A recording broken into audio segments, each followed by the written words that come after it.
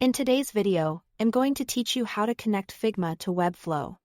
We're going to move cleanly from your Figma design to a structured layout in Webflow, keeping layouts and styles aligned so you spend less time rebuilding and more time polishing. Start in Figma with the design you want to bring over. Make sure you are in the right file and frame because the plugin will work with whatever you have selected. Now open the plugin search by pressing Ctrl and /. On a Mac, that's Command and /. Type Figma to Webflow. Look for the one by Webflow Labs, then open and run it. This opens a panel that bridges your Figma content with Webflow's designer. In the plugin window, click Connect. You'll be prompted to authorize access to your Webflow workspace and sites. Grant permission so the plugin knows where to send your content. If you have multiple workspaces or sites, choose the one you plan to paste into.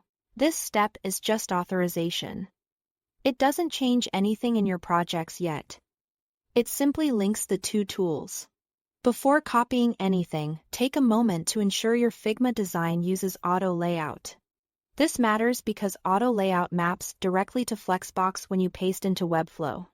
If your frames already use auto layout, you'll get proper horizontal and vertical stacks, gap spacing, padding, and alignment that behave like Flexbox containers. Check the direction, spacing, and alignment in your frames. And make sure nested elements use auto layout too, so the structure translates as expected.